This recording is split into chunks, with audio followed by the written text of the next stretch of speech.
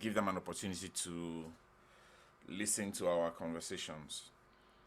So first of all, thank you everyone who has joined. I hope you can all hear me. If you can't hear me, just send a note on the chat there, and I will see what I need to adjust. I'm also getting used to all this, headset, mic, and all that with Zoom. So thank you everyone who has joined. I welcome all of you.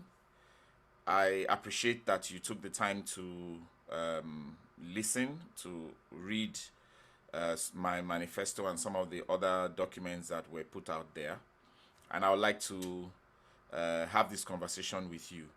The objective of this meeting really is for you to get to know me. So you have an opportunity to ask me any questions you want to ask about my career, my background, and about my plans. What I will do is I will introduce myself briefly. I will not say a lot, because I expect that as we carry on, some questions will be asked that will help answer some of the questions you might have, and we will discuss the manifesto in detail.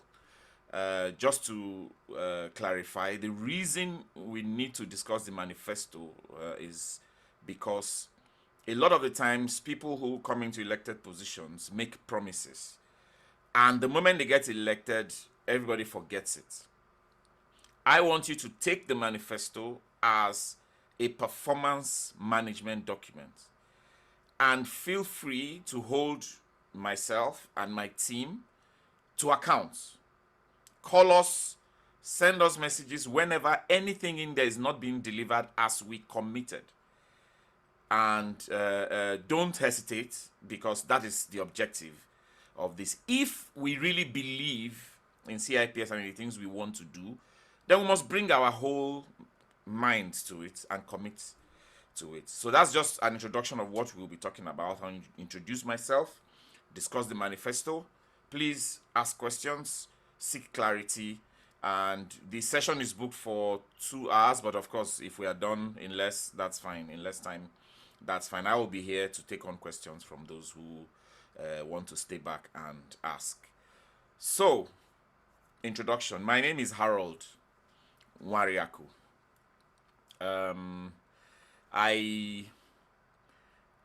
I think if you ask me, how I describe myself, people usually ask me what animal best represents you, and I say it's a horse, and I give a lot of reasons for that.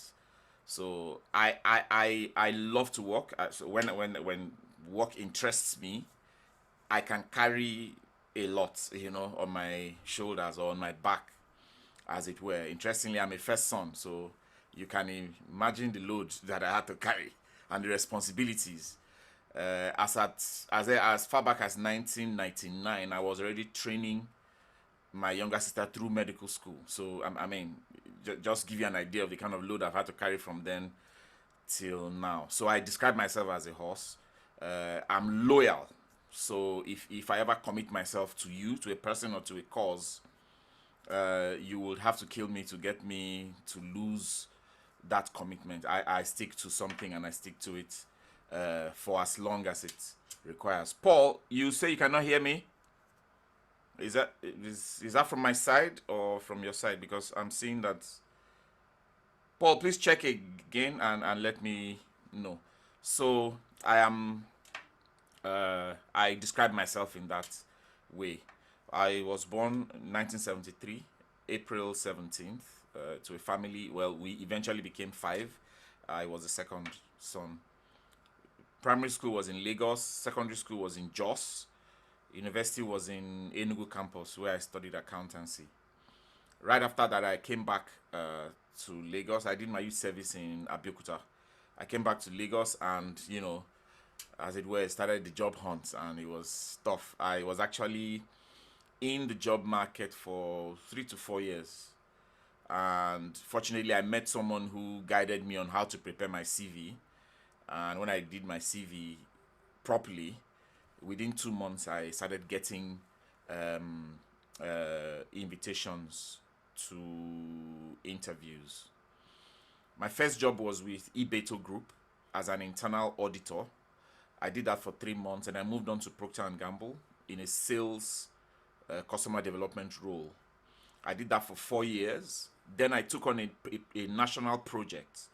I traveled across the country developing and delivering a sales automation project for Procter and Gamble at the time. Did that. After those 2 years, they moved me to a full-time IT role, and I was posted to the Ibadan plant. I was there for 1 year, and I told them I cannot do this IT thing anymore because I was busy programming, coding, and all that. And it was, I stay up all nights, sometimes 5 nights a week, trying to fix a bug in a program in one thing, and it just wasn't me. And that was when an opportunity in procurement came up. Now, I know quite a lot of us joined procurement by similar circumstances. I'm sure that very few of us studied procurement in university and applied for a job in procurement. You're probably doing something else, or you saw an ad and you joined procurement. So that's my story. I joined procurement in a similar way, and that was in 2005. Unfortunately for me, unlike some other procurement people, I had the opportunity to receive some of the best training available. And I repeat, some of the best training available. The company sent me everywhere, from Geneva to Brussels to Cairo to Frankfurt. I was engaging with procurement people, networking, learning. So I learned the trade, pretty fast. Then the company gave me an assignment to build an organization almost from scratch. So we did a restructuring. I think from the existing team, it was only one person left. We rebuilt the team. Then they started handing me projects and projects and projects. The detergent line that was built at the Procter & Gamble Ibadan site was my baby, from construction till completion. In fact, when Olusegun Obasanjo, the president at the time, came to commission that project, I was the one who handed the gift to him. Unfortunately, his aides refused to allow me show up in the picture. So the only thing you see is the sleeve of my shirt. And it's paining me till today that, that my face didn't show there. But, well, when it was picture time, they all rushed, and covered me. And, well, yeah, so that's one of the projects I delivered for Procter & Gamble, along with some other projects, expansion of production lines and all that. Then moved on from Procter & Gamble to Guinness Nigeria. Joined Guinness Nigeria in 2007. Worked for about a year, and then my boss, who was the head of procurement, had some challenges with the MD, and he was asked to go on suspension for about a year and 3 months. So de facto, I was the head of procurement for that period. Hired all the graduate trainees who worked with me at the time, developed them up to the levels, where they are now. Some of them are, quite big within the procurement industry. If I mention their names, some of you might probably know them. Worked with Guinness for 4 years, and then MTN came calling, and I moved to MTN, where I led the procurement team for a total of 6 years. Procurement team in MTN is also quite large. In total, we were about 40. They were about 49. With some restructuring, it shrunk and shrunk. And then with the final restructuring, it expanded again, and I think it's shrinking now. So, yeah. So as far as my procurement career is concerned, that's like, a snapshot of some of the things, that I have done. I have a philosophy as far as procurement is concerned. My philosophy is people, its processes, and its performance. And I'll try to explain. I believe that an organization rises or falls by its people. And I'll tell you this analogy I share with teams whenever I have an opportunity to present to them. Take any company, doesn't matter what name it's called, any company. Remove the executives for 6 months, for 1 year, all the leadership team, remove them. Say maybe they traveled or something happened to them, they are unable to be at work. The company will survive. Now do the reverse. Leave the executives and remove everybody else. Tell me how that company will run. Who will do the work? People are primary. So as far as my philosophy of procurement is concerned, my first priority is people. So I join an organization. The first thing I want to do is to right fit the team. That means equip them with the skills they need, develop them, train, and do everything I can do to support their growth and development so that they are capable of delivering the services that are required of them. Because a lot of people are dumped into procurement with no training, no skill, and they are asked to deliver huge projects. And of course, it is natural that they will struggle. So people, that's number one. Number two, processes. Processes for me are my approach to processes is to design them to be audit proof. Now, what I mean by that is I take the audit position of a process and I design the process to meet or exceed the audit requirements, such that a process I have developed, a policy document I have developed, and working with people who are right fitted to work to deliver, we will never fail an audit. We may have areas of improvement, actions to do, but we will never fail an audit because we design it. It is like saying you are preparing for an exam. You are writing your answer sheet knowing what the questions are.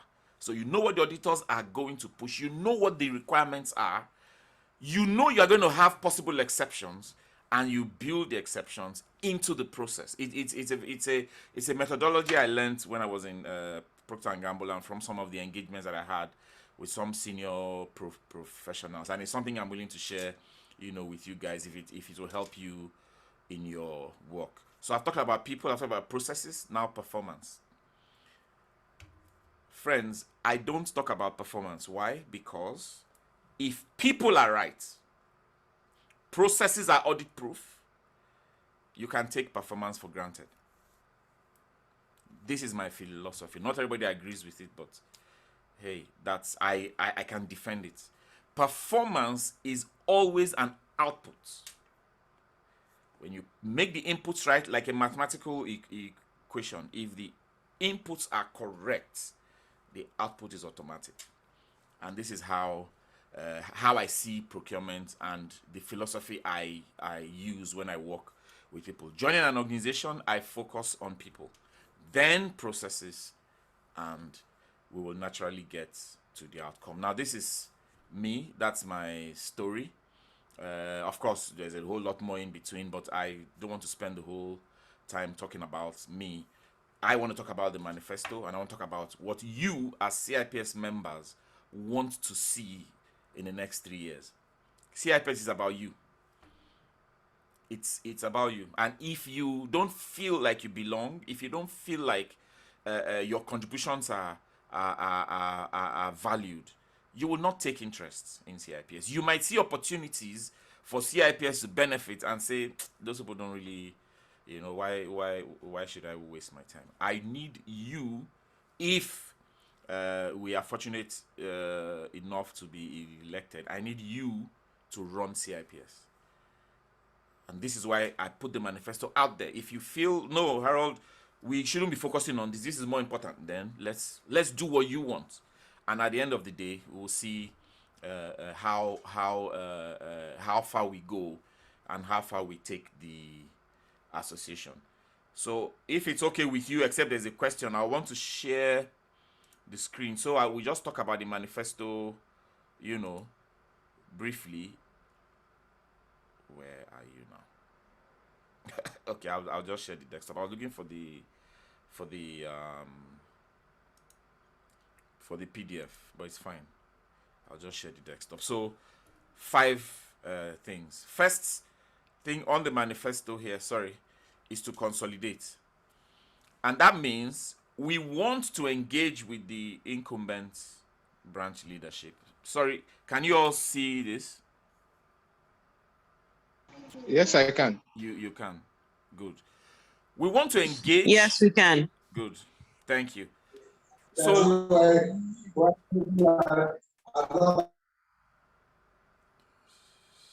sorry, I didn't hear what he said. But if I don't hear you, just drop a chat in the chat box, and I will try to respond. So, consolidate. You know what people always say now, that in Nigeria there's no continuity. You know, one government finishes, we dump everything, we start again. So people might have their views about the performance of the current executive, and I'm not here to judge them. What I'm here to say is we will engage with them. We will ask them, share with us what you planned to do, what you did, what worked, what didn't work, what helped you succeed, what didn't help you succeed. Do you have any plans that you didn't execute or fulfill that you would like us to carry on because it's valid for CIPS? Because our people say follow who know road. Yeah, no, just enter, say you now use a pass. No, go and find out, because what we don't want to do is to make the mistakes that our predecessors made. We want to learn from their mistakes, and that, I believe, is what good experience is.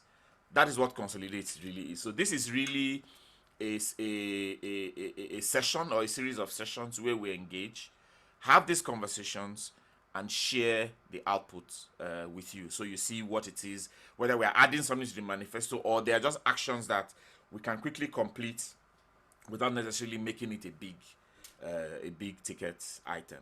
That is what Consolidate is about. Next is grow membership participation. So I need to make sure you can see this. Yeah. And experience. Now, in terms of work to be done, this is actually number one. Yeah, really, because the first one is just, you know, is a sort of alignment session, and you are done. This is number one. And we want to connect with you. We want to know what your frustrations are and what you think CIPS can be or can do to move forward. This is important to me, and I think it should be important to anyone. Because if you own CIPS, you make CIPS, you elect the officials, you should have a say now in what the decision does and how the decision moves. You don't want to sit down and they come and be telling you what they are doing. No. I'm saying this is important to me. So I need the executives to take this on. And you can build a list. Nobody guarantees everything will be done. But if a majority of the members say that something is important, that thing has to be fixed. Yeah? So connecting with members, understanding their concerns, and brainstorm ideas. That's number one. Number two, to develop an agenda for experienced professionals to explore the MER route for MCIPS. MER route is management entry route. Some of you might not know that I got my MSIPs through MER. And I didn't know there was an MER route. A colleague who went through MER route, who did SIPs through exams, told me about the MER route. And I said, so what am I waiting for? Why haven't I done it since? If you've been in procurement for 10 years and above, even 5 years and above, and no everybody gets brain to read and to cram for exam, but you've done the work, your experience shows you have procurement experience, you have done the work, you've delivered on projects that qualify you to talk about procurement like it's your thing. Explore the MERs. We need to make it more popular for procurement professionals because it is a means to attract them to the association. If they know they don't have to write, can I tell you that some people don't want to do CIPS because of the exams? Do you agree with me? That there are people now, the exam, people don't want to deflate their ego by failing, that they said they failed an exam. But if you've had experience, consider exploring the MER route and see what opportunities exist there for you. I did MER route at 9 years of procurement experience. So it's possible. It's possible. Yeah. Conduct regional events and increase members. Forgive the typos. I think the guy who did my thing made some errors. And increase membership engagement, which is many times on the CIPS forum, I see people say you know, you've abandoned us. Everything is happening in Lagos. Everything is happening. Well, thank God I am not on paid employment. I own my time, so I can plan where I want to go. And this is something I really would like to explore. Have events where the people are, so they feel like they're a part of this, and not have to drag everybody down to Lagos, all the time. I think it's a silent concern for members, and I have chosen to call it out. Yeah, enable and empower my team to deliver on our mandate. So I'm referring to the executives that will be appointed that will be elected alongside with me. I cannot do everything, and I don't plan to. But people who have worked with me in the past, some of them are here, will tell you that I do not know how to micromanage. I equip you, give you everything you need to develop yourself, to become an owner, a professional in your own right, and I go to sleep. I don't need to check what you are doing because I know you have the capability. So as long as my team buy the vision, carry the passion for the mandate that you will give us, I will trust them to deliver. And that's really what that thing is about. Whatever delegation, whatever authority they need to go and get things done, that is what will happen in our tenure. And then resolve challenges with examinations and membership payments. I feel ashamed personally that this is a problem, and that it has lingered on for so long. People, crying, I can't pay, or this. I don't know what to say, but some things should not be mentioned. And whatever it takes. I don't have a solution today, so I'm not telling you I know how to solve it. No. But I'm calling it out because we are going to put our heads together and we're going to find a solution for this. It is shameful. This is my view, that members have to almost, I don't know, beg for their money to be taken for an exam that they want to write. We can do better, and that's why I call this out. So that's manifesto item number 2. Number 3 is to establish and strengthen relationships. And this is really about us focusing or looking outwards. It appears to me, and somebody, you guys can correct me if I'm wrong, that we are always looking inside ourselves. And the opportunities for CIPS to be known, to be recognized, are actually outside. Be it government, public sector. Who says that the Lagos state government or the federal government, federal government is big. Let's start with River state government, Lagos state government, cannot adopt the CIPS learning development as their de facto procurement development plan for their staff, and have people in public sector all become MSIPs within a period if we come up with a plan. Who says that parastatals cannot do the same? Who says that if we come up with a plan and engage appropriately, that the Bureau of Public Procurement will not see SIPs as a certification to desire so that they can run? Because SIPs has a very strong public sector development, what do you call this thing you do in school?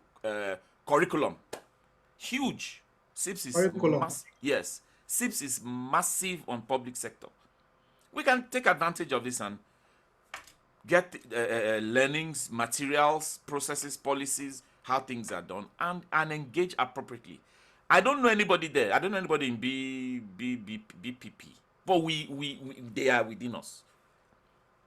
And we take SIPs, go in there and say, listen, this will not happen overnight. Oh, I'm not saying that because I preach it, but you will see the effort being made.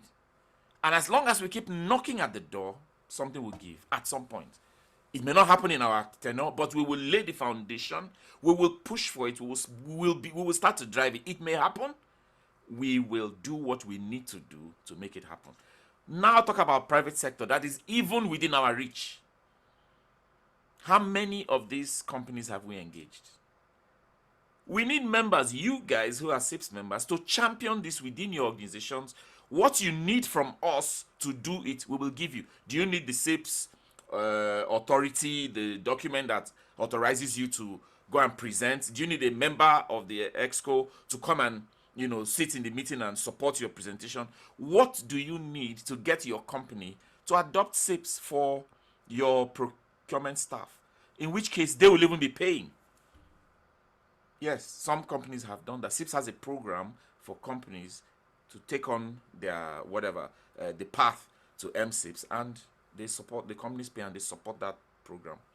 And in that case, unlike what people are struggling with today to learn and to read, if your company adopts SIPS, it means when it's time for exams, your leave is guaranteed.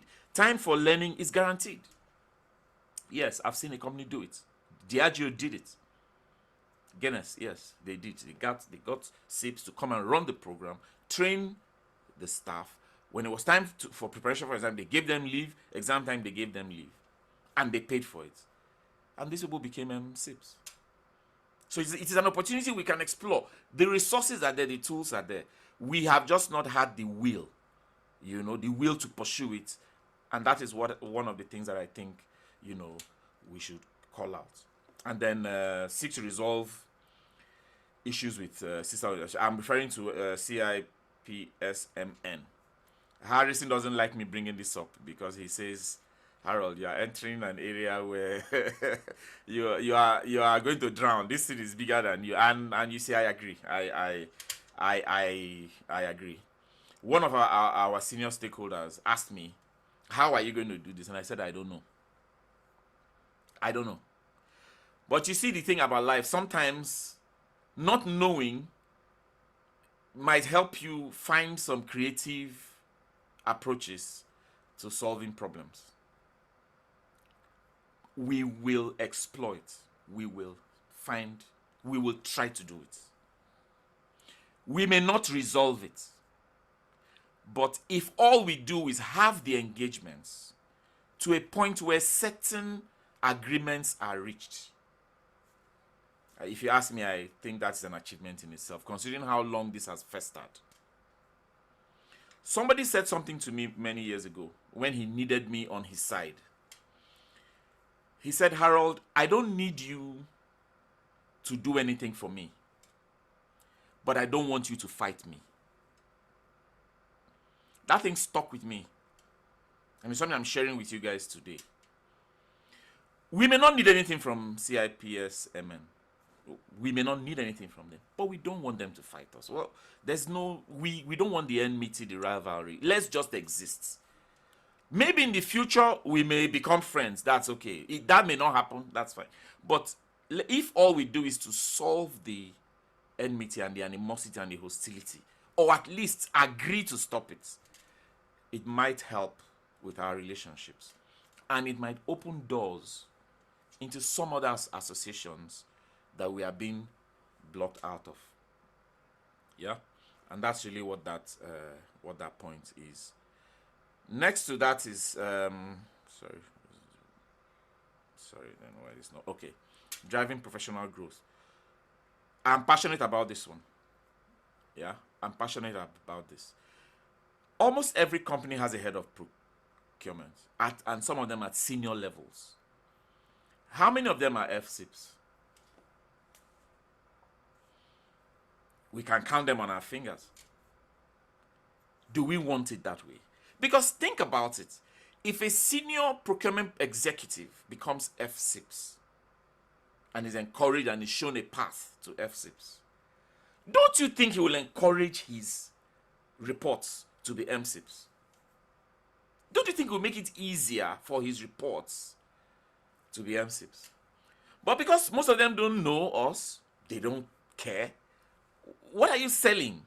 You say you want his team to go off on break to prepare for exam. You say, what are you talking about? What use is that? But the moment we have him committed to become FSIPs, show him a path. There's no exam for FSIPs now. It's just to show your experience, show the projects you've delivered, and have reputable, recognized people within the profession write references and testimonials for you. Then you now do an interview and that's it. Imagine heads of procurement of major private organizations seeing a path to FSIPs, or at least working on being FSIPs. It will make our lives easier for those of us who report to them. And that's the thinking behind this idea. Grow our network within the industry is about friends, Nigerian Bar Association, engineering, I don't know what they are called, ICANN, they have meetings, they have annual conferences, don't they? Can we go and speak in those conferences and show them where procurement is going?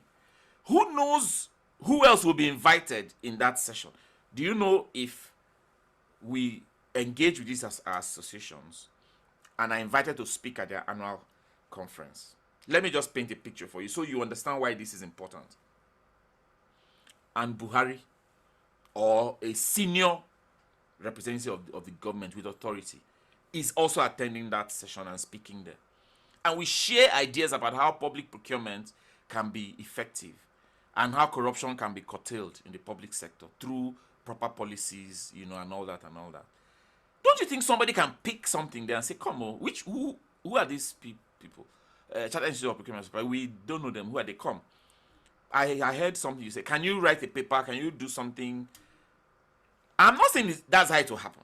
It's a dream, yes. But life is, some songs say life itself is a dream. So I am not afraid to dream this type of dream for SIPs. I am not afraid. I would dream it. If it doesn't happen, I will be happy that I dreamt it, at least. But it's an opportunity we're not taking advantage of. And also invite them to come and speak at our conferences too.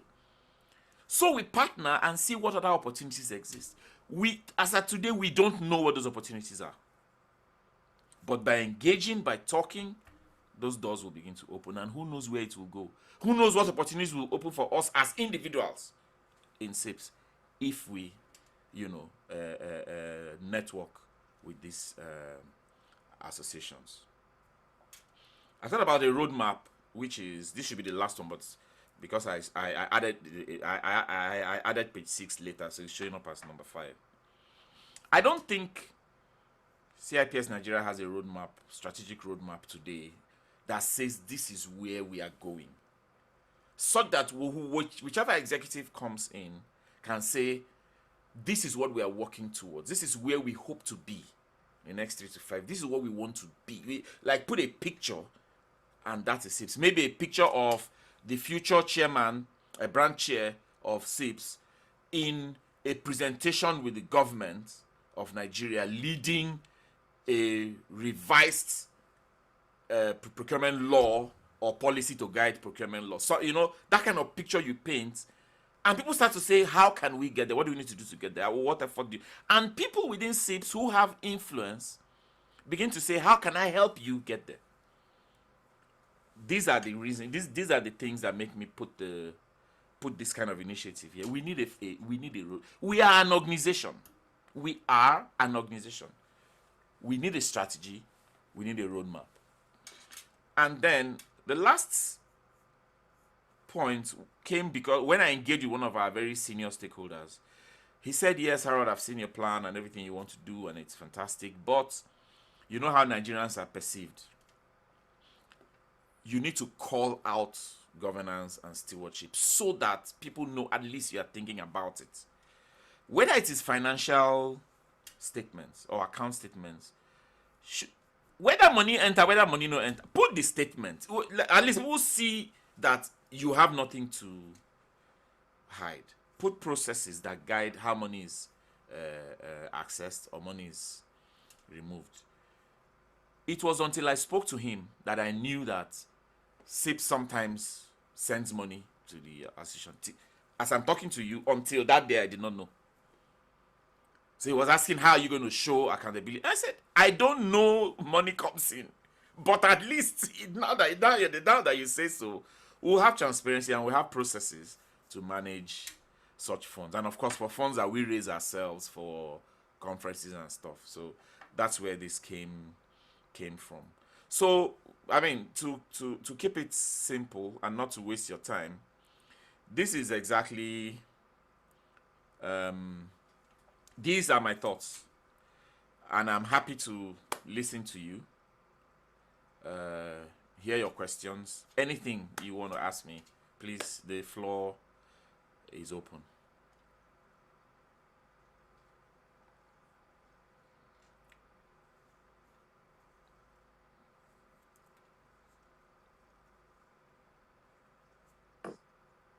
Hello, Harold. Good Hi. evening. Hi, Ivy.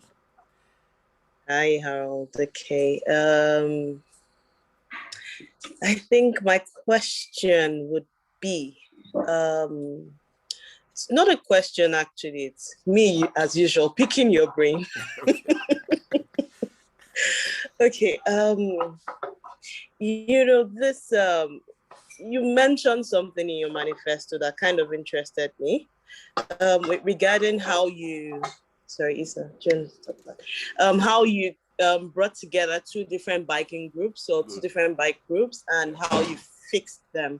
Because for CIPS and CIPSNM, we've been at this and really we have no clue how to fix that problem, and it's massive. It's a step in the right direction if you can shed some light on that. I mean, not just for CIPS, but for other things in life. I mean, we can always use that story as a motivation or as a starting point to also draw up some other conclusions as to how to get some things like that fixed. Thank you. Okay. Thank you for this question, and I will share. I'll say a couple of things to help with the answer. I think that with resolving issues, one of my strengths, which I found out through one of these personality tests, is empathy. And an empathy, by definition, is to feel what the other person is feeling. Not that you can solve the problem, but you feel it. So it's almost as if, for example, if I was seated at the table with representatives of CIPSMN and engaging, and they tell me, their side of the story and what it is that is their pain points. One of my gifts is to feel. So by the time I start to put back their words to them, they will say, and this happens with me when I'm engaging with people, he seems to understand what we are talking about. When you get people to a point where you can tell their story like it is them telling it, they know you are saying, this is, see waiting pain me pass. Yeah? It's a big step. At least they say, okay, somebody even knows what it is we are dealing with. So I don't know the story. I don't know the history. My first step is to find out, at least hear from the people who know on both sides. Because there are some people in CIPSMN who don't want this fight either. They are not happy with it. They feel it's unnecessary. What is their story? At least those people will talk now before we get to the difficult people. Once you have a door, a foot in the door where people say, this man understand waiting with the talk. The next step is, okay, now what do you want to do about it? In describing people's pain, you almost become them in a sense, and you can almost read the decisions they will take to certain things you will propose. So you know what to say and what not to say, because you know the way this guy is feeling. If we take this approach, he will scatter this thing. So we keep all those difficult discussions away from the table and start from, we just want to understand. The story with the biking group was a very interesting one, and it's a long story, and I don't know how much of it I can share here. A National Biking Association, harmony, everybody was happy. Fights led to a split. This one, they went and started their own BOT, you know the whole thing, and it was enmity. Bikers who used to gather together, ride together, we don't see each other on the road, we just go away. Of course, they were still in individual friendships, but it was not, it's festered. until I became national president, so president of National Bikers Association. We changed the name because of the fight. We changed the name to BIN, Bikers in Nigeria. And in our first conference, all the bikers who came, my agenda was we have to fix the rift. And I said, no, some again, you always find some who agree, some who leave those who disagree. You can't change them overnight. Start with those who agree. And as you continue to engage, they will begin to reach out to those who don't. Look for those things. Now, I know, even though I don't know the history, I know that CIPS MN want certain things that we cannot give. I know this because if what they want, if we could give what they wanted, fight for don't settle since now. There are conditions they put on the table that we cannot meet. I know this, and that the plan is not to go with those. The plan is to go with what will it take to remove the hostility, for starters. Two associations can exist. The details of how they exist and which is which are things that can be worked out. But the fact that when we seek to engage with government or with senior elder statesmen in Nigeria, they pose a blocker to us. I'm not sure we can continue like that for too long. We need to do something different. The other bit is time has passed. Is it possible? I don't know. Is it possible that with the passage of time, some people's anger would have abated and they say, okay, leave those small children, let them, Some people, their own might have gotten worse. I also know this. But not trying, not exploring, not engaging, not talking is not helping. I go, you abuse me. Abuse, no, the stick. What's there? I'm looking for a solution. We'll keep talking. We keep engaging. If we need to call everybody we know, if it is a Lagos State thing, do we need? They won't listen to me. Will they listen to the governor? Somebody within SIPS knows the governor. Will they listen to Tinubu? Somebody within. So with our network, what we have within, we will find somebody that knows somebody they will listen to. We take the conversation to that level and have it. I'm not afraid to engage, and I'm sure you know this, Ivy. I will engage because not engaging is not solving the problem. So whoever we need to talk to, wherever we need help, and some of our senior stakeholders within SIPS have assured me that they are more than available to support this particular effort, this one that you just asked me on. They said they are more than available to support it. So as long as we come up with a plan and show them their role in it, they will come to the table and play with it. If they are going to, I know, the person says, I know, who do people respect in this country? I'm thinking of a name. He can step into this matter. Let's go and see him. The Sultan, or name whoever it is. So Ivy, that's my view. I don't have it. When people see the manifesto, they think I have I don't have a plan. These are the thoughts in my mind. As I engage with you guys, as I seek your input, as we discuss, as we brainstorm, you will begin to see a detailed plan, and that is what we'll take forward. And if you guys say no, don't do this, this is not important to us as SIPS, we will. If a majority don't want it, what's the point? Yeah. So that's my response. All right, thank you. Okay. Questions? Hello, good evening. Good evening. Yeah, my name is Demi Tokwe Odutola. Okay. Really, I've had calls to meet you, Mr. Harold, like way back 5 years ago. So that's one of the reasons I'm rooting for you, because you seem to me like somebody with a great tenacity and somebody who can deliver the job as the president of CIPS. So that's by the way.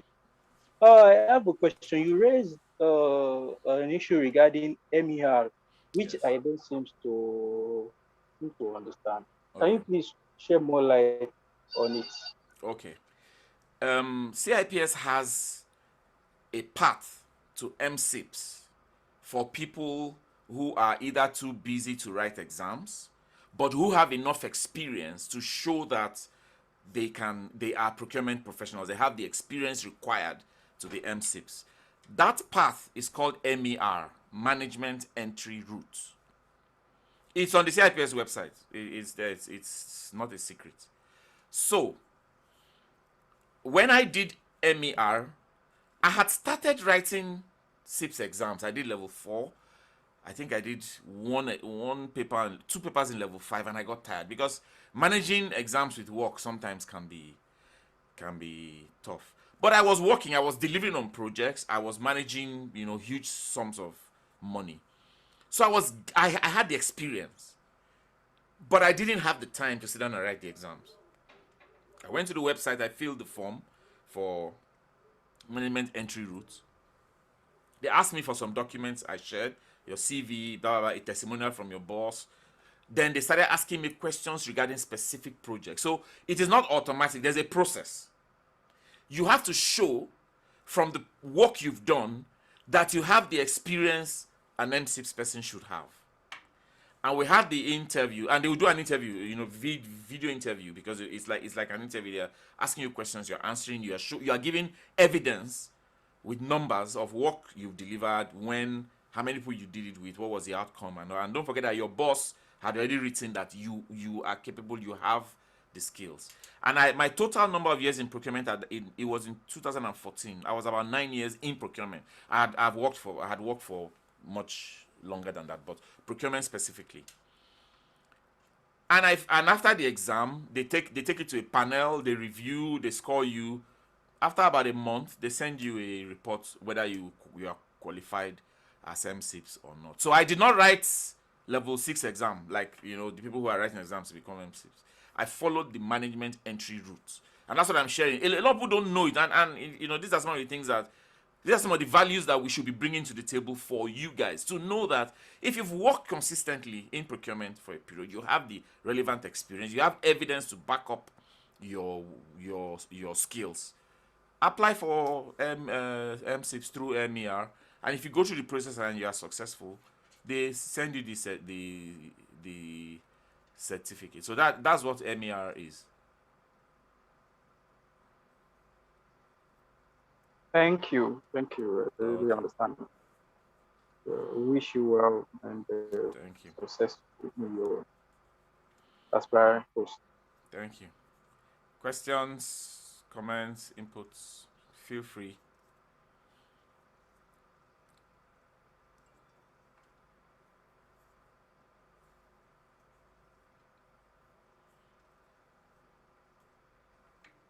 Well, Harold, I'm just going to say well done. It's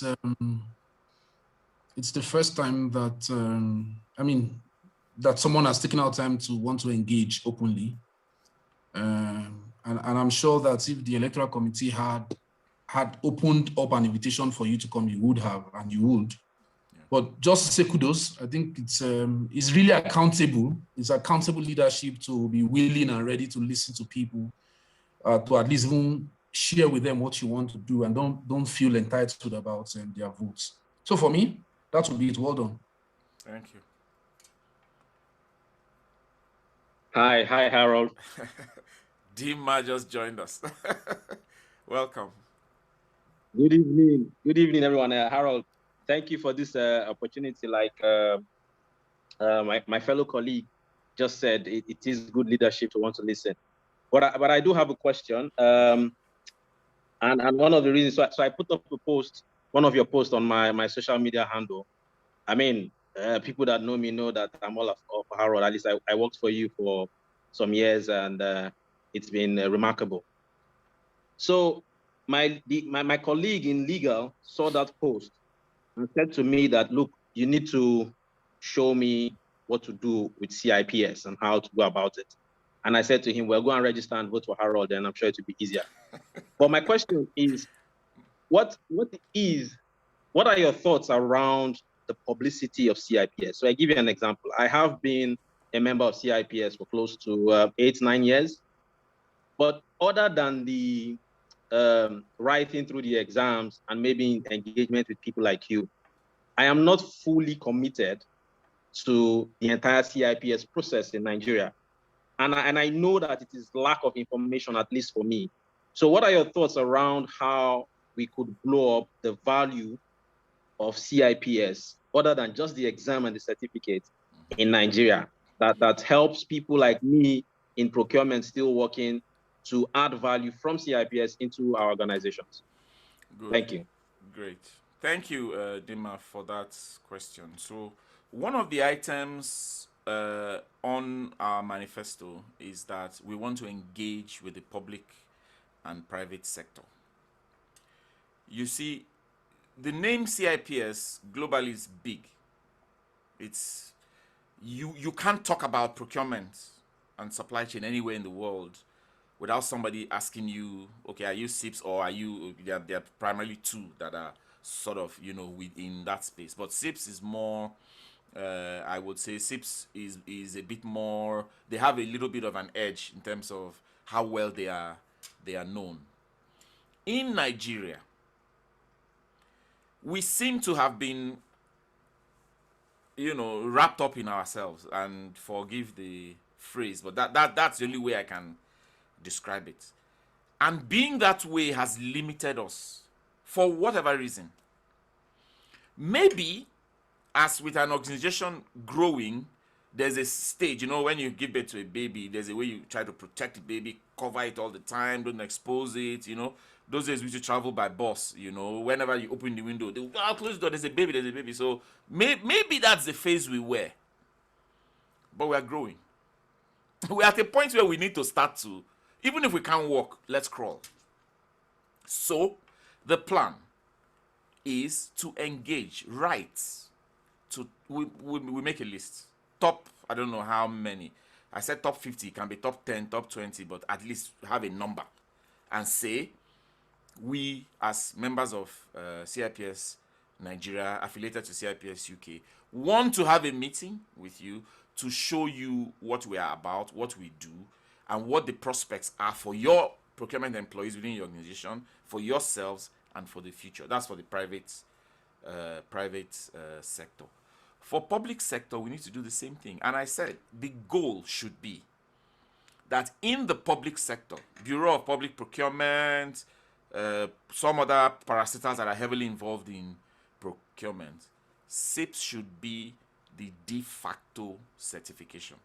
We should have a program and a model where government workers who do procurement go through SIPS to become certified, and we should consider looking at some of the policies, because SIPS is massive in the public sector, massive in the UK. SIPS almost leads the public sector agenda in procurement.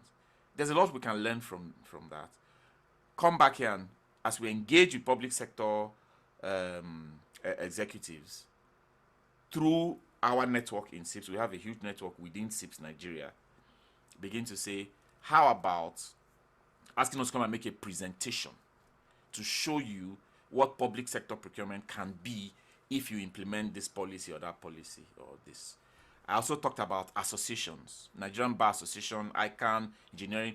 We should go and give talks in their annual conferences. We should be a standby. We should have SIPS as a fixture in their annual conferences to talk about what we do. And if we have to start to write position papers on certain decisions that are procurement specific. We don't want to go political now. Procurement specific position papers that say this is best practice for this kind of business transaction within government, within states, or some other agencies. That's, someone said, and I quote him, he said, experts write. How do you know an expert? They write. Lecturers, professors, how are they known? They write. If we say we are the repository of procurement knowledge, we are not writing. And that is what I see as a huge opportunity to grow our presence in some of these sectors that you have mentioned. So that's my answer to your question. Thank you, Harold. It's quite clear. Okay. Someone asked a question that why do I think I'm the man for the job, and what will I want them to do if I fail to keep my promises? Okay. Well, the truth about thinking I'm the man, I don't see it that way, that I'm the man for the job. I wouldn't describe myself that way. We are the people for the job. I just want to represent the interests of SIPS members and drive it. So, as with everything, somebody has to lead. It's like if you get into a luxury bus, 57 seats. If everybody sits down, that bus is not going anywhere. Now, somebody has to take the wheel now. It doesn't mean he's the most important person in the group. It doesn't mean he's the most intelligent. It just means at that point in time, his skill set qualifies him to drive you to your destination. But guess who is paying his bill? The passengers. Guess who tells him where to stop, where not to stop? The passengers. That you are the ones who make the decision. So we, all of us, are the men for the job. Even if I don't win, I will harass whoever wins.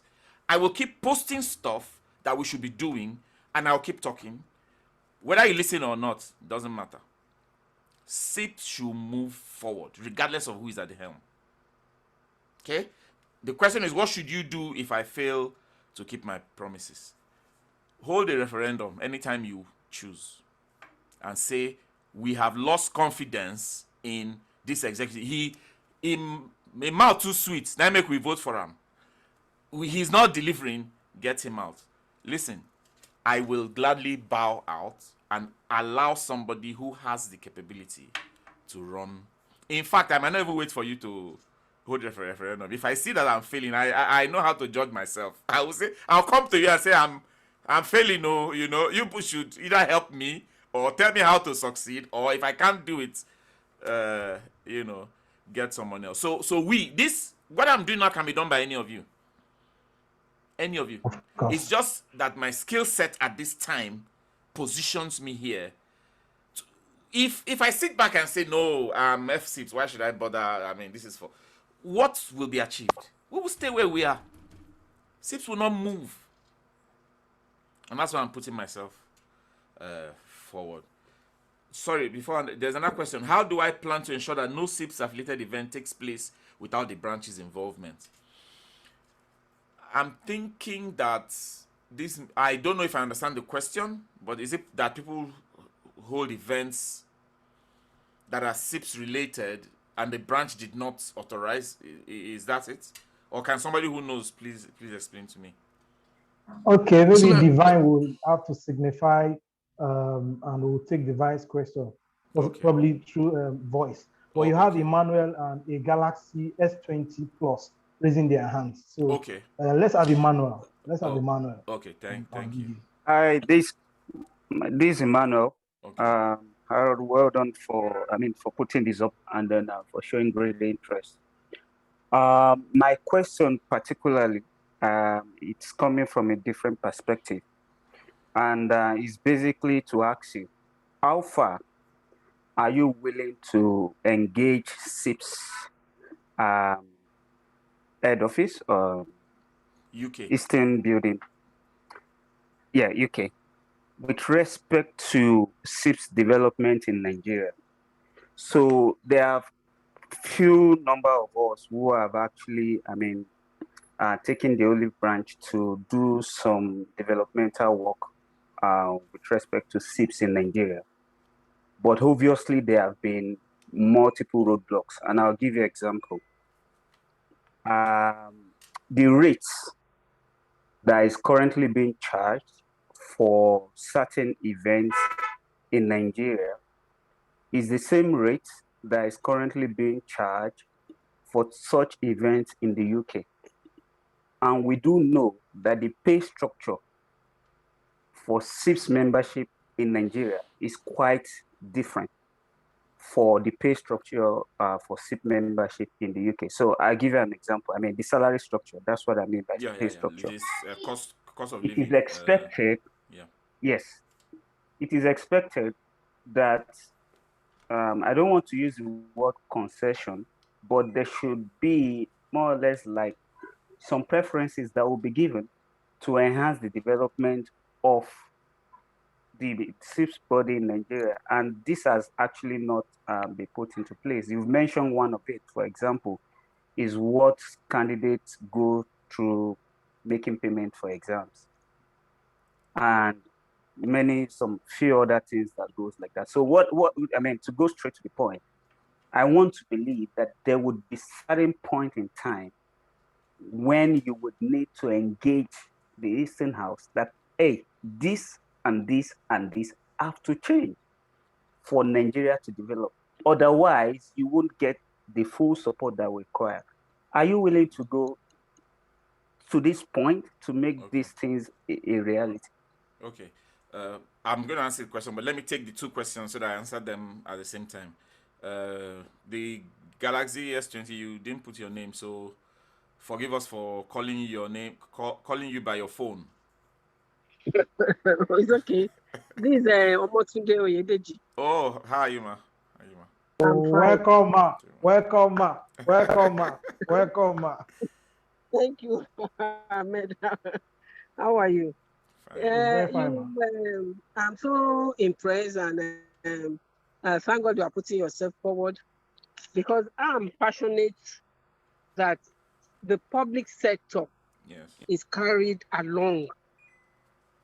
Most of those in public sector, because in the country now, Lagos is leading in terms of procurement, their structure and whatnot. But for the few I've been able to carry along to convince to do CIPS, even though we can see the difference in SIPS. I've done SIPS exam, I've done CIPS exam. So I don't know how you are going to go about it. That because the impression when you talk to some people, they will tell you, I'm in public sector now. Something is not for public sector, it's for oil and gas, it's for this.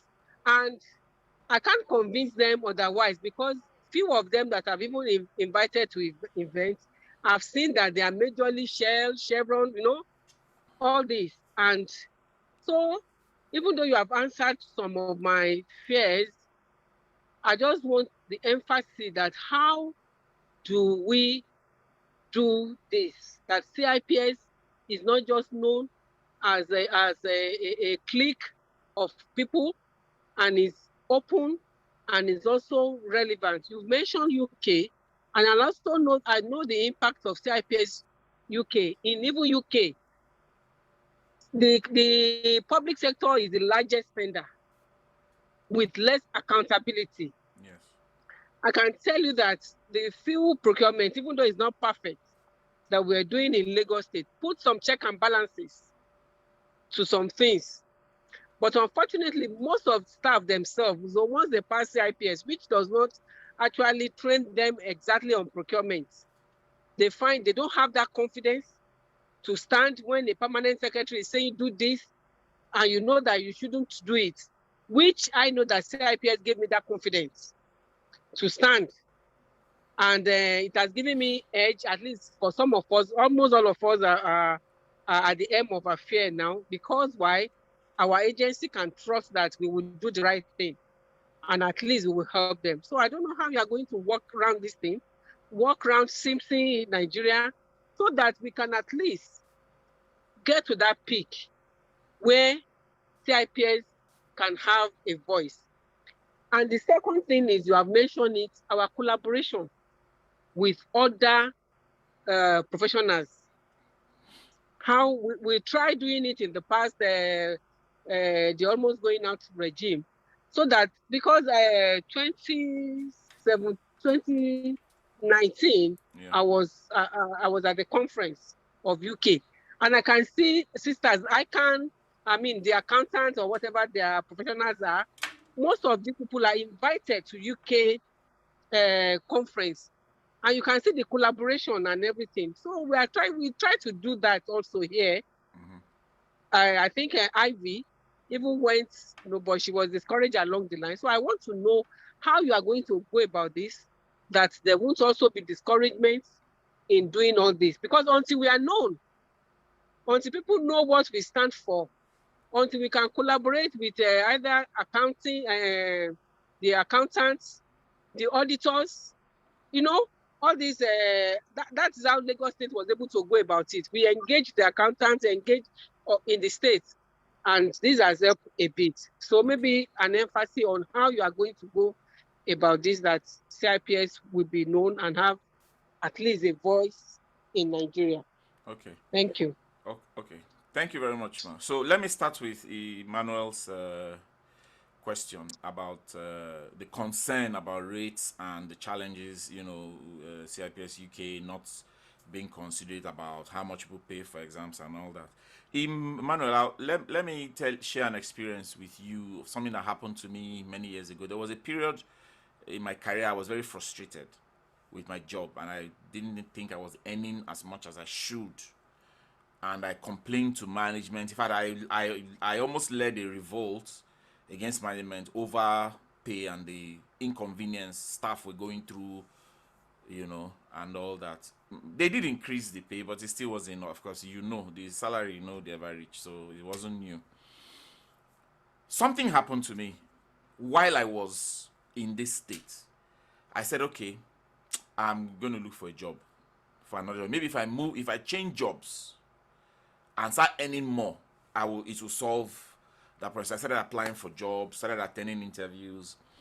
And then one day, as I was in this state, it was as if I asked myself a question. Harold, is it a job you need or is it more money?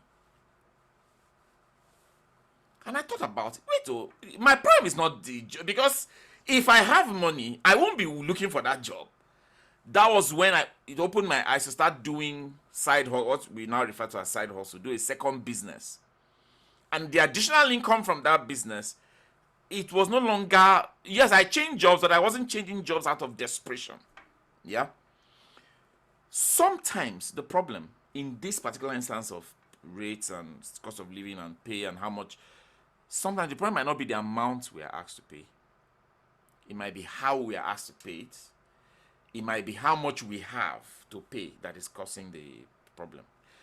If we take it as a problem, as a challenge, and do a 360 view around it, we might find that we can solve without necessarily reducing. Because, and I'm saying this not because I'm sure of it, I'm saying we might push them to reduce the rates, and still it will be difficult for some people. And it might not solve the problem, especially, God forbid, exchange rate now worsens, whereas in the same state. So sometimes the problem might not just be the rate itself per se. It might be how do we manage the whole process of payments and ensure that Nigerian students don't struggle. And taking that 360 view, we'll be coming with ideas, not just the one way of reducing. We will find it. I don't know, you know, I say some of these things because I have the passion for it, I have the drive. I will lead the conversations, but the ideas are going to come from us. Yes, I will have my ideas, but the truth is, I can't just be the ideas are going to come from. We are going to solve the problem. All of us cannot sit in a room and not come up with an idea to tackle this. We will find it. Whatever that is, and it will be such that by the time it's presented, you will say, at least we've moved the needle to an extent. Yeah. So it will not just be a reduce the rate. It may be that, yes, but it may also be taking a different approach that might solve the problem. The conversation from Madam, I addressed it when I talked about how we want to get involved. So you're asking me how, you know, yeah. So within SIPS, Nigeria, we have a network. We have people who have the ears of government officials. We have people who can put us in the face of decision makers in the government. They are here. They may not be active, but I'm telling you that they are here. We are going to engage now. We will talk. You know the way it works. people who know politics in Nigeria, you know that it's from 10 p.m. they start their meeting, and you know they talk till around 4. So you are asking, what are they talking? They are talking because it is by talking that they find the solutions. We are going to talk, man. We will talk to the people who should make the decisions.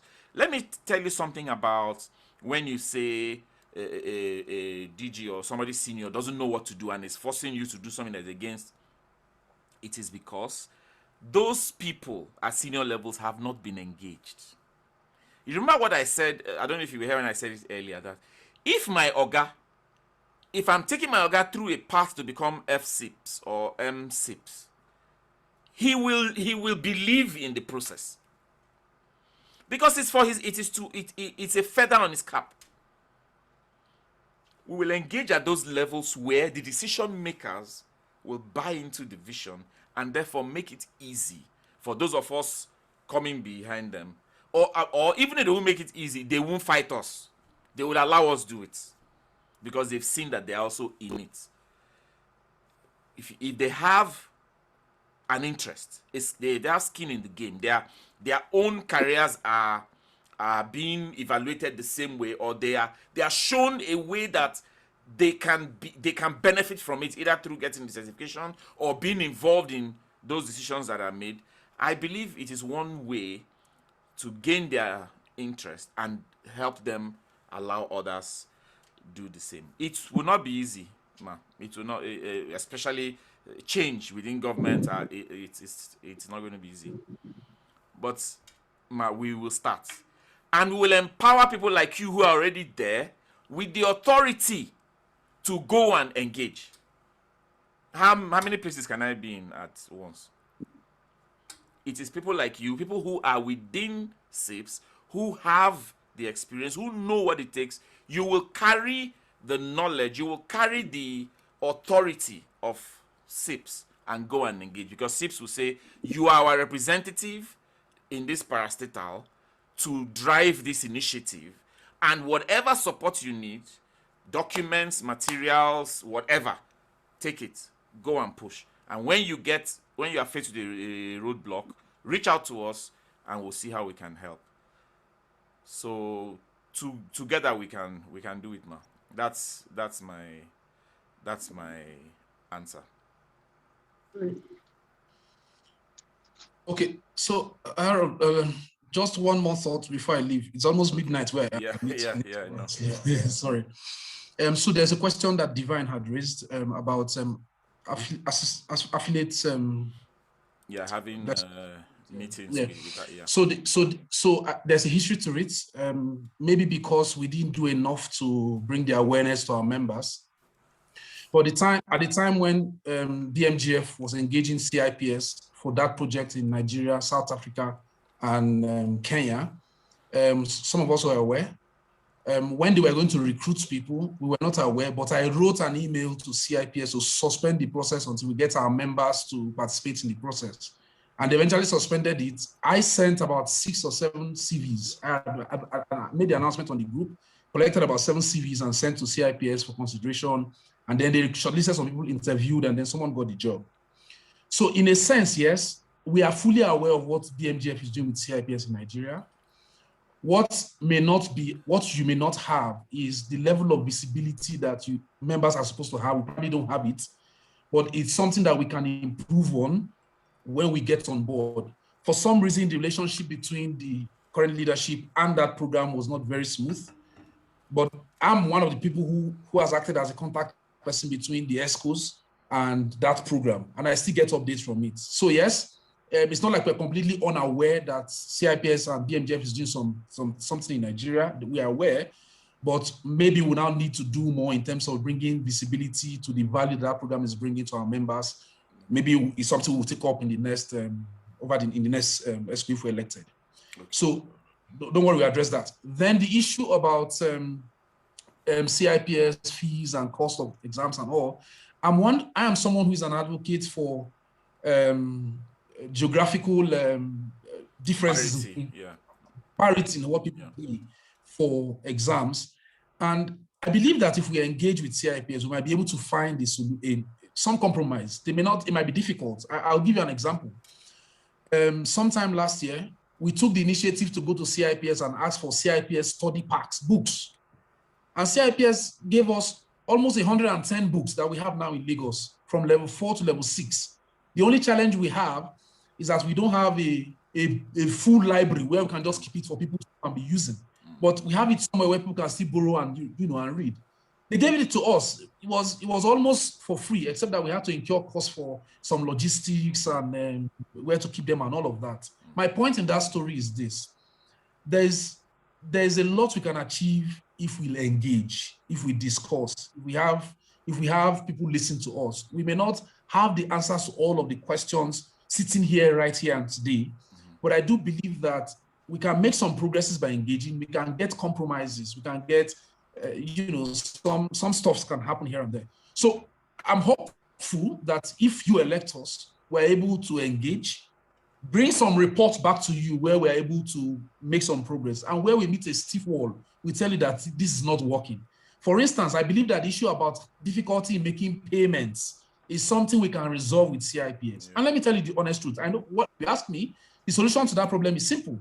Tell CIPS to reduce the amount, because once the fee is over $100, people cannot pay for it because CBN limit on bank cards is $100 for payment.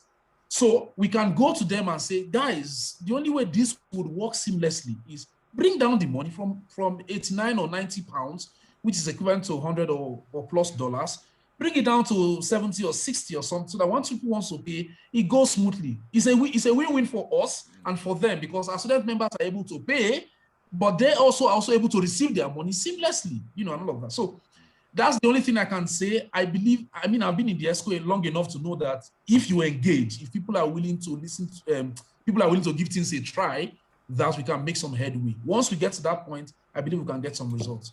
Thanks a lot. Thank you. So there are a couple of questions. Let me just address them. Somebody's asking how long. The meeting is going to end at 10. But if you want to ask me further questions, I've put my number out on the manifesto, so you are free to ask. Somebody's asking something about why I didn't call out stewardship in the initial manifesto, and then after engaging, I was asked to call it out. I think it has to do with how I see it. I see stewardship as a question of records, not as a question of promises. I can't come to you and say I will be honest. It's almost, if somebody comes and tells you that, you can almost guarantee the person is lying. Yeah, you look at your record and ask somebody to judge you based on your record. So on that basis, I wasn't prepared to call it. I said, if my record does not show that I will display good stewardship, please get me out of this race. I don't need to be here. So the counsel from him was that I'm right, but because of the perception people have of Nigeria, and he was asking me to put it not because of us, but because of them, that I should call it out in the manifesto so that people can see it and know. Not that there was no plan to show good stewardship. My record is there for anybody to check, but that some people just need to see it, and that was why I added it. It wasn't an easy decision because I really sent the manifesto, and it was on the basis of which I was nominated and screened. But I know when an elder statesman tells you something, he's not just telling you for you to hear it. He will also be happy to see that you implement it, and that's exactly why I put it there. So please don't have any fears about that point. There was another question on academics, SIPs in academics. Saleh, this is a fantastic question. And key institutions for us, the public sector, private sector, should also be universities, because we need to begin to build an interest in the career early on. The challenge might be that if a university is not offering the course, then how do you build interest in something that people don't have an opportunity to learn while they're in school. So maybe, and I'm taking note of this. I'm recording, this chat, and I'm saving the chats. Maybe we should focus on graduates and sell the career to them, because typically you study in Nigeria and you come out, you may not always practice what you read in school, even though we are hoping to change that. But I mean, that's our reality now. So if we come to campuses and say, this is what a career in procurement and supply chain looks like, we can do that directly if we have the bandwidth. I struggle that we'll have it, or we can do it through the companies we engage with. And say, as part, because some companies go to NYSC orientation camps to, package themselves and sell opportunities to work in their company. Some even conduct aptitude tests and all that. And say, part of the career development pack you are going to NYSC orientation camp with, we have somebody in SIPS called Saleh, who is passionate about this, and he's in a committee to develop education for procurement and supply chain in Nigeria for SIPS. So, Saleh, do you have time this week? Yes. Accompany so-and-so organization to NYSC orientation camp. Go with all the relevant packs, which we will get from SIPS UK because they have it, and go and make presentations, do a seminar to NYSC students on the relevance of procurement and supply chain within as a career choice, and see how many buy into it. Saleh, what do you think about that idea? Don't you think it's something you will want to be a part of?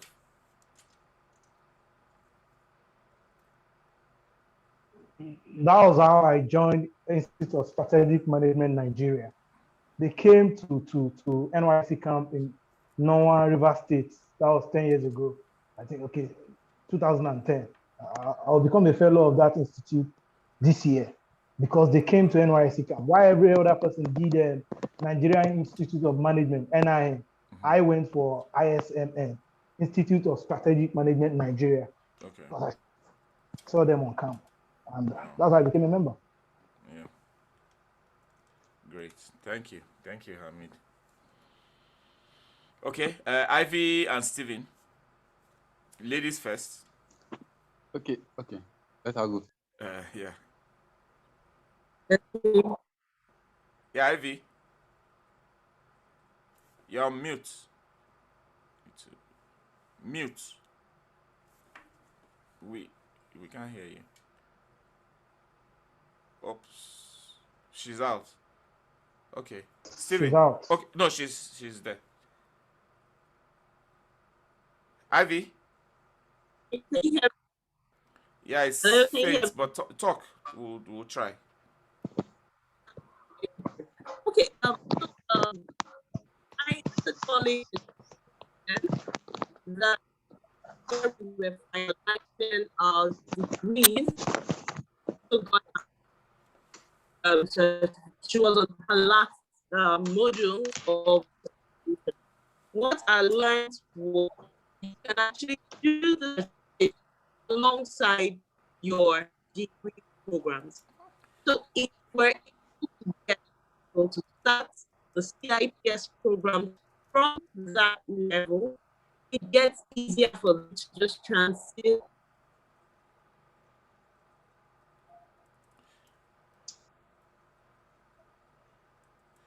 I'm telling you, you might need to type, because your voice, it comes and goes. So if you don't mind, just type your. But I think I you got okay. Something from what she's trying to say. Yes, okay. She's talking about if our students from their undergraduate levels can start SIPS from their undergraduate level, so that when they are graduating, they are graduating as MSIPs. But that will happen if the value for it is there. You see, and that's what is happening with ICANN, right?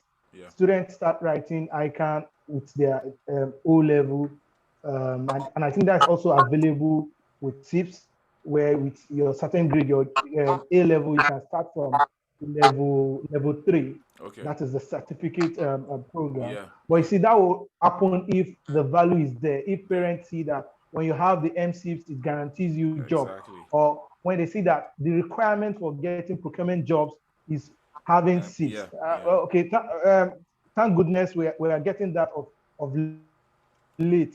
When you see job adverts, they'll put seats as a requirement. In the past, I can say 5 years ago, the visibility was not as much as what we have today. Okay. So Stephen, Stephen, Ekokifo, if you are still there. Yeah, he's okay. Okay, I think my network was bad. So can everyone hear me now? Yes. Just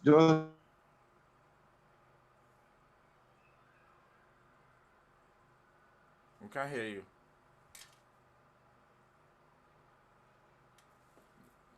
Can't hear you.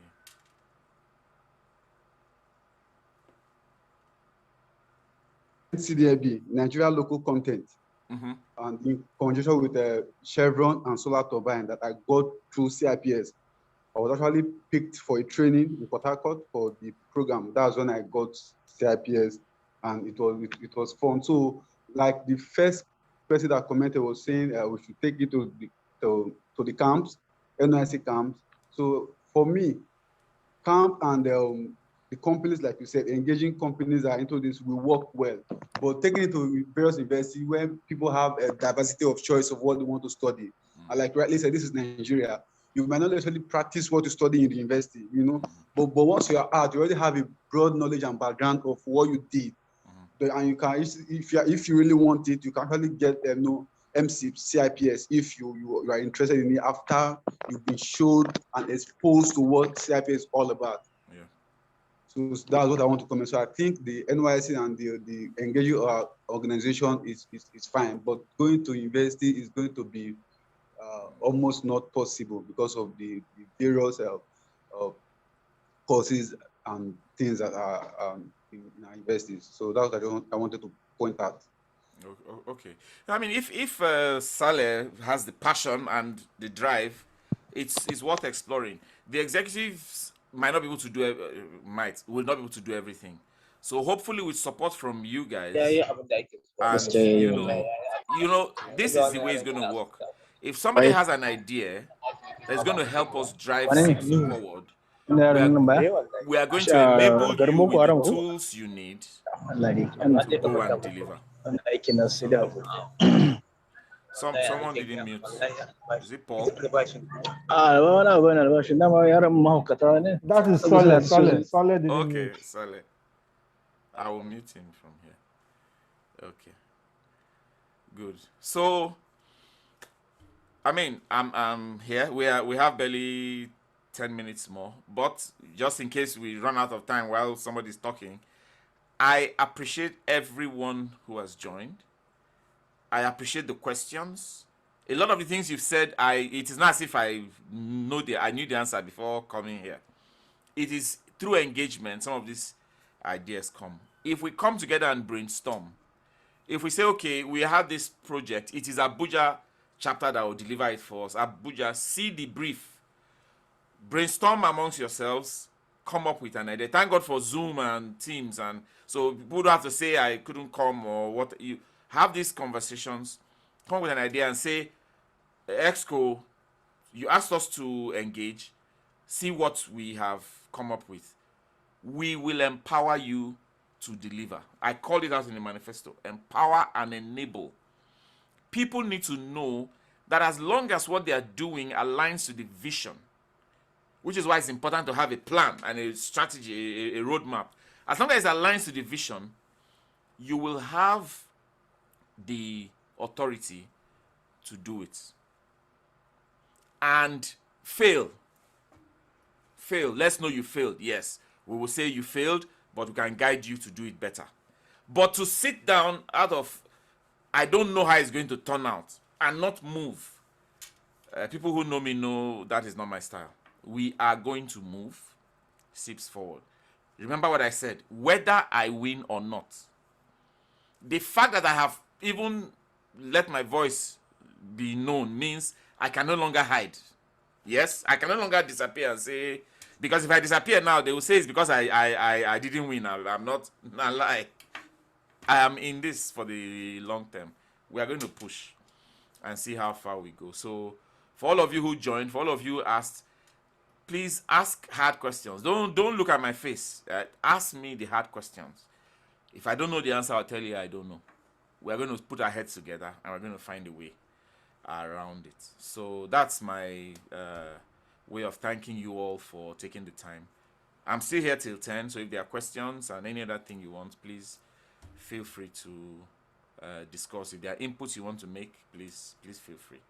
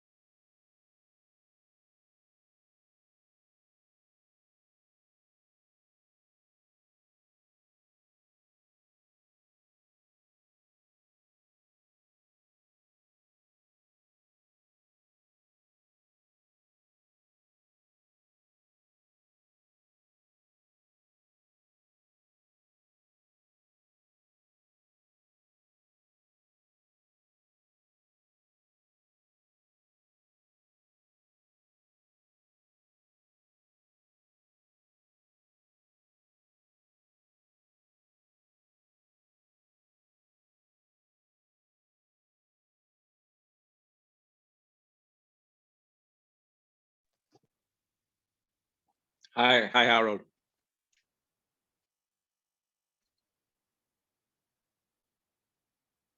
Dimaya. Yes. I just wanted to check. So before Friday, will this kind of session happen again? Okay. The SIPS Electoral Committee, after I scheduled this session, set one up for tomorrow. I think it's by 6. I would have to confirm I can send the link to the session for tomorrow, and I will be attending that session tomorrow. But as to whether I want to have another call, I don't know. If there's a need for it, yes, but as at now, none is planned. But we'll be in a call tomorrow with the aspirants, where members are free to ask them questions. Okay, please, if you could send that across, because I looked through the participants and I know for sure, just within my sphere, that there are some other people that would have benefited from this. Probably they are not aware. Okay. The time for that is actually 8 p.m. Okay, it's 8 p.m. tomorrow. Okay. Yes, 8 p.m. tomorrow. Thank you. I recorded this session, Dima. So let me do this. So my phone number and my email are on the manifesto. So if you want a copy of the recording, just send me a message, text, WhatsApp, anything, and I will send you this recording so you can share with people who wanted to be here but could not join. I recorded it, so yes. Okay, great. Yes. Thanks. Okay. So so I don't keep you guys waiting. If there's no further comments, thank you so much. I don't take this for granted. I look forward to working with you in whatever capacity, like I said before. Okay, somebody has a comment. Please speak, Tosin. Okay, good evening, everyone. Just a quick comment. This is to welcome you taking the bold step. Thank you. We are really here to support you. I've looked at everything, and yes, it's insightful. We hope, well, at the end of the day, well, we hope you're successful, and then we hope that we're able to take, the association to where we expect to go to and achieve, effective collaboration across everyone. Thank you. So that's coming. Thank you so much. Thank you.